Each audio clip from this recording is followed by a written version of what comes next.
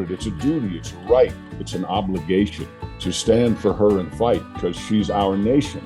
Read your history, read your Constitution, see where we came from and how far we've gone in this amazing country that we live in. Hi, everybody. I'm Cheryl Crisp from Movieguide, and this is Coffee and Conversation with John Schneider. John, you've had quite an adventurous and exciting life. TV star in Dukes of Hazzard and Smallville for many years. One of your new releases is a patriotic country anthem called She's Worth It. I love it. Talk about the messages. Well, the message there, it occurred to me doing a lot of my social media stuff. There's a lot of young folks that do social media, and I started to get a little pushback oddly enough, about 3 years ago. I started to get pushback when I would say, obviously we live in the greatest country the world has ever known.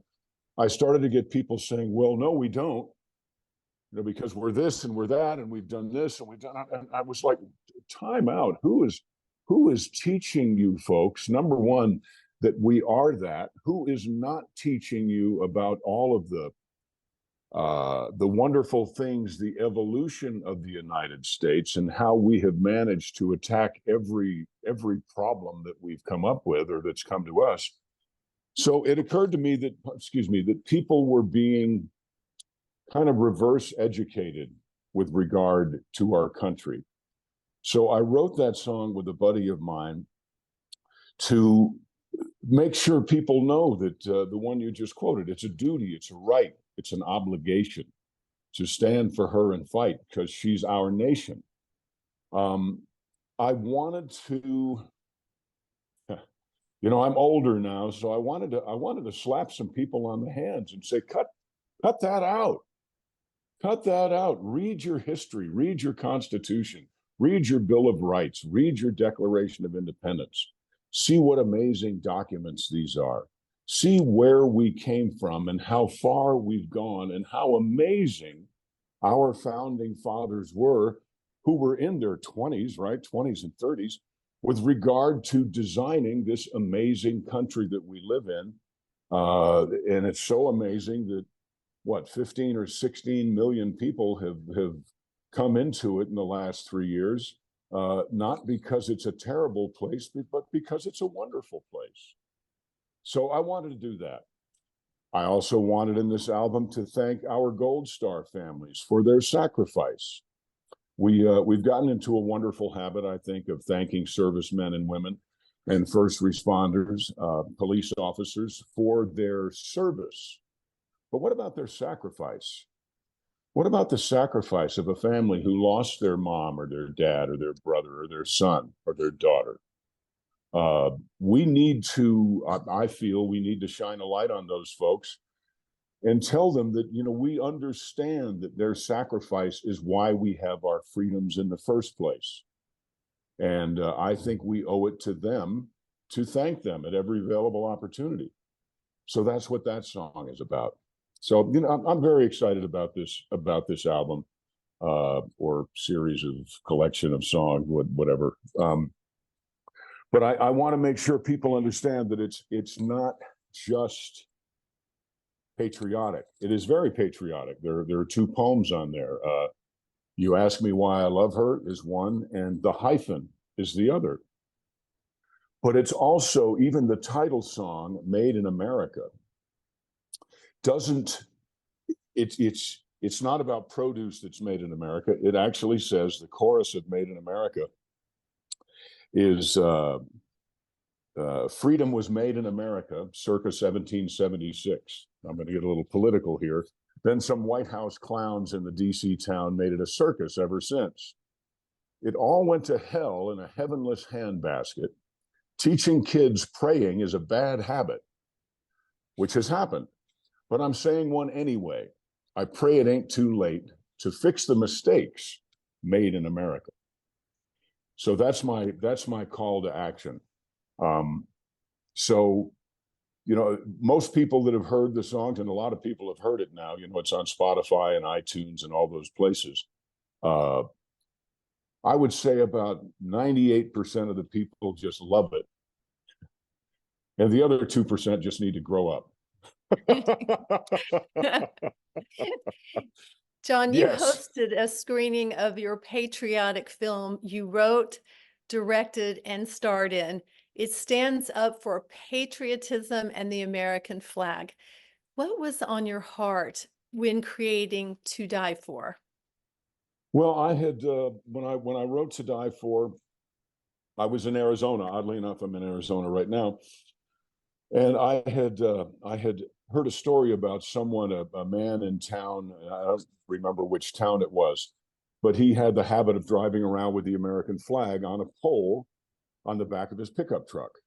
Um, and they tried to get a restraining order against him so he couldn't drive near the local high school. And that's all I heard. But I thought, that's a movie. That is a movie. So I started writing this movie about a guy who has an American flag on the back of his El Camino. And every morning on the way to breakfast with his police officer friends, he drives through the turnaround at the high school, the local high school, where he went to school 50, 60 years ago. And there's a flagpole in that turnaround, but there's no flag on it. So he drives through, and blaring through the speakers in the back of his El Camino is the Star Spangled Banner. Well, he gets in trouble, and actually does get a restraining order filed against him, so he can't do that anymore. That storyline is juxtaposed with the quarterback from the high school, who is being applauded by the left because he took a knee at Friday night's game. So I thought it was important to juxtapose the lunacy of those two notions, where all of a sudden the good guy is the bad guy and the bad guy is the good guy. So I wrote and directed this movie, and it's been out for 2 years now. It's not brand new, but for some reason, all of a sudden, people are starting to notice it. So I'm very, very proud of it. It's called To Die For. I believe you can still get the DVD at johnschneiderstudios.com, or you can go to todieformovie.com, and I believe you'll be able to stream it there, I think. But I know you can buy the DVD at johnschneiderstudios.com, and you can see the trailer on YouTube anytime you want, and also the video for She's Worth It. You can see the video there as well. John, you are so passionate about patriotism. What would you say to those who don't appreciate America or all the blessings she offers us? Well, I can't help but be passionate about this country.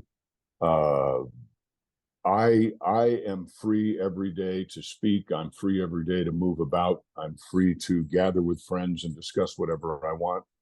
And I did nothing to earn those rights or earn those freedoms. Other people who I probably will never meet have done that. So what I say to people who don't appreciate it, first, get an education. Read a little bit about this great country. Read something that was written before 2000 about this country. Do your research. And then if you still don't appreciate this country, I'm going to be bold about it. Leave. We don't need people here, just like you don't need someone, and you don't need a house guest that doesn't like your mashed potatoes, right? If your house guest doesn't appreciate your mashed potatoes, get out. So if you're in this country and you don't like it, then why on earth would you stay here? Go away.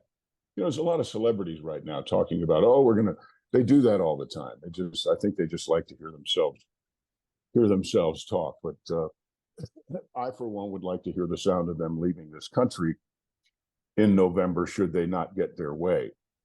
I raised children. I know what spoiled brats can be. I love my children, but I know what they call them the terrible twos for a reason. I think we have a measurable demographic of people much older than 2 years old that are somehow stuck in their terrible twos, and many of them are famous.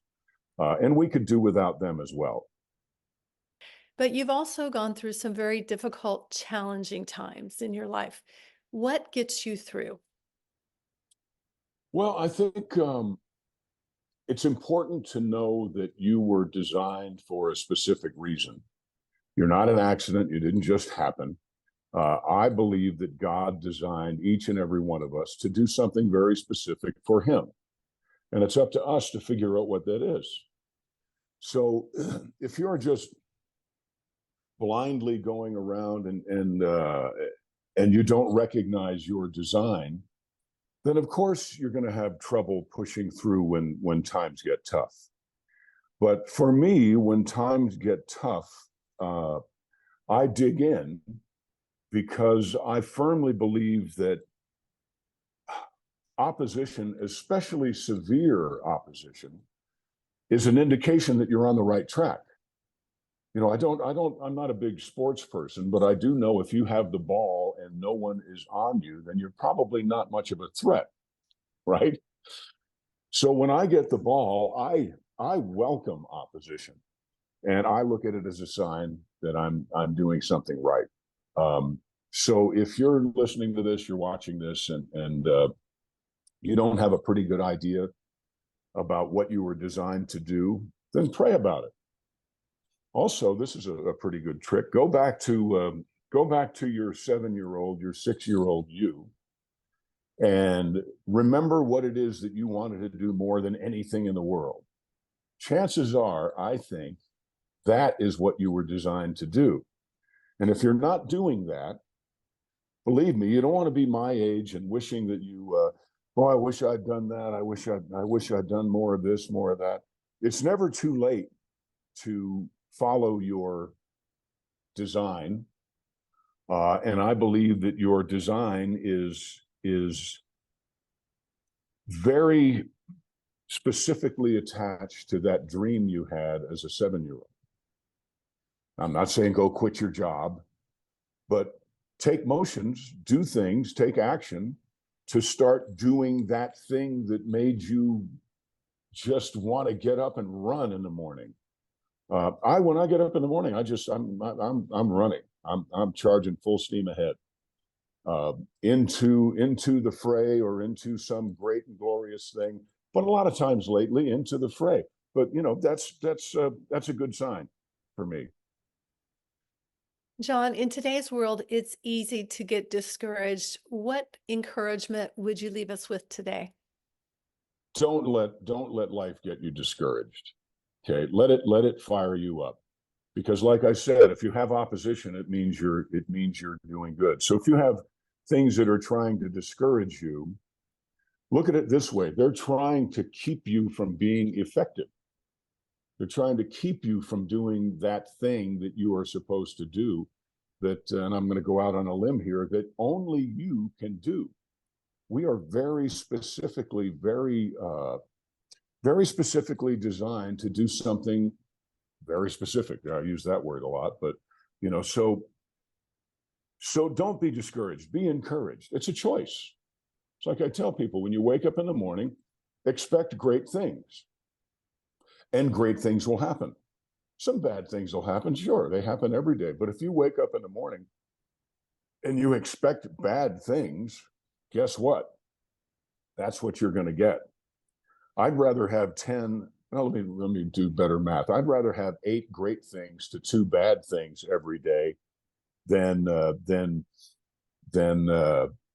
2 great things to 8 bad things every day. And that's really up to you, and it's up to me. So hit the ground expecting great things. Say nice things to people. Tell somebody you like their dress or their hair or their shoes, or go up to somebody and say, man, that's a great looking truck. Do that. Spread good feelings, and they'll come back to you each and every day. It's impossible for that not to happen, by the way. That's not a theory. That is a fact.